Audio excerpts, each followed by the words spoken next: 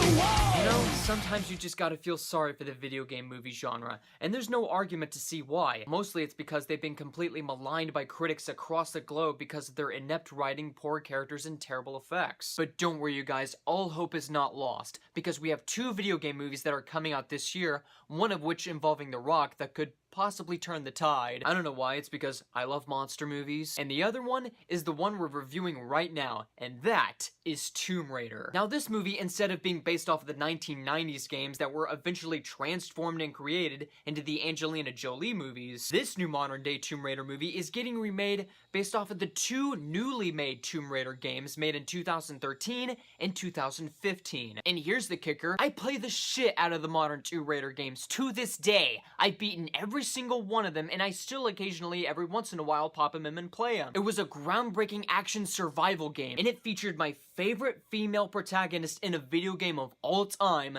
Lara Croft. But I will give the movie this. It does have the look of Lara Croft in it. I mean, Alicia Vikander looks and feels like Lara Croft. She's got the look, the poise, the confidence, and the costume right. So one thing that I can't say about this movie is that the look of Lara Croft is very good. And absolutely nothing else. Yes, people, Tomb Raider is yet another failed attempt of making a very good video game movie. Several video game movies have come by, and we still haven't had a movie that is way better than Warcraft. Now, all the flaws from the Tomb Raider movie are right from the get-go. Now, this movie, instead of being based off of the original 2013 game, or being based off of the world of the game, this movie is instead being told in a very generic Batman Begins style level of origin story that we have seen millions and millions of times before, where it stars Alicia Vikander as Lara Croft, who is trying to find her missing father after being gone for several years, trying to find an ancient artifact in a very mysterious island. However, after their journey to the mysterious island, along with a very disposable character played by Daniel Wu, they run into a very evil militant organization led by a completely sleepwalking Walton Goggins known as Trinity, an organization that is used for unraveling the unknown and using it for their own good. And so it's up to Lara Croft as usual to stop Trinity and to find her father. So yeah, that storyline alone is about as generic and formulaic as you can possibly get with an adventure action movie like this. And trust me, there are a whole lot more faults along the way. I'll basically start off with some of the characters. As far as playing very badass female protagonists go, Alicia Vikander is fine as Lara Croft, but in all honesty, she fits Lara Croft the same way that Emma Watson fits Belle in Beauty and the Beast. Sure, she does have the look and the costume right, but in all honesty, Alicia Vikander has nothing to work with because she's barely even playing a character in this movie. There isn't really much to her character except for the fact that she's very tough-minded, she's very worried about her dad, she's somewhat adventurous, and that's about it. And she really has little to no development for her in her survival techniques. You know how in the video games where everything basically starts off on the island and we see Lara Croft develop through her actions and she strives to survive and we really root for her to succeed, as we see her get the shit kicked out of her and beaten and bloodied multiple times? The whole aspect of survival in the Tomb Raider games are non-existent in this movie whatsoever. Instead of trying to relate through Lara Croft through her actions like in the video game, we don't get to experience any kind of hardship that she has,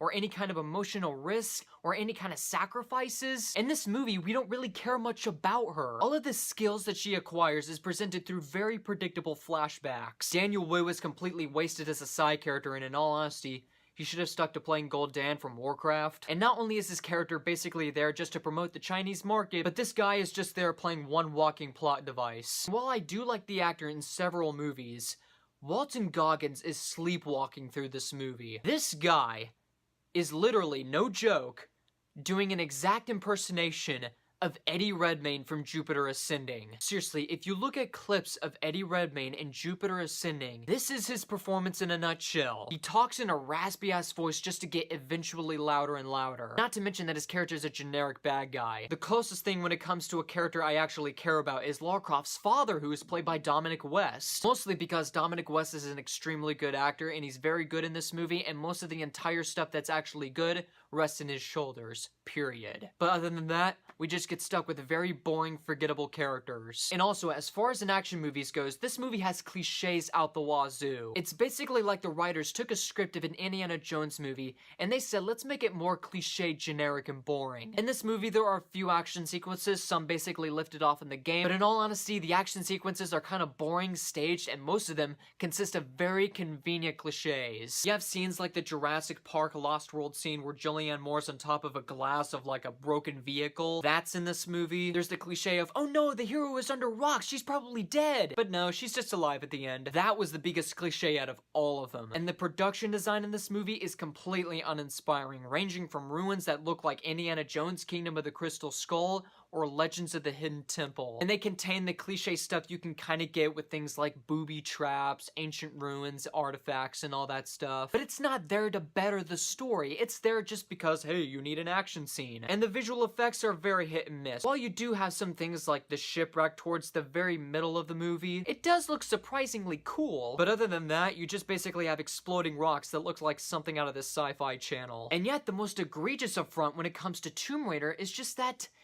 it's so incredibly boring. Not only does some of the pacing really take forever to get going, but it's boring because most of the stuff in this movie has all been done. There's nothing really anything special about this movie other than the fact that, hey, it's Tomb Raider, it's a popular game, why not make it into a movie? And that's really what it basically boils down to me is this. This movie is a cash grab. It's a soulless, heartless cash grab that doesn't do any service to the games whatsoever. In the end, Tomb Raider is yet another wasted video game opportunity. Sure, Lara Croft looks the part of Lara Croft, and Dominic West is a very good actor, and some of the visual effects kind of look good. You're stuck with a very generic, uninteresting plot, very disposable, boring characters, predictable action set pieces, cliches out the wazoo, uninspiring production design, hit or miss visual effects, and a movie that basically lacks all kind of emotional weight like the games. So in the end of the day, guys, Tomb Raider gets a 1 out of 5. Well, the next video game movie is right around the corner, and it's coming out in April. And I'm telling you what, Dwayne Johnson,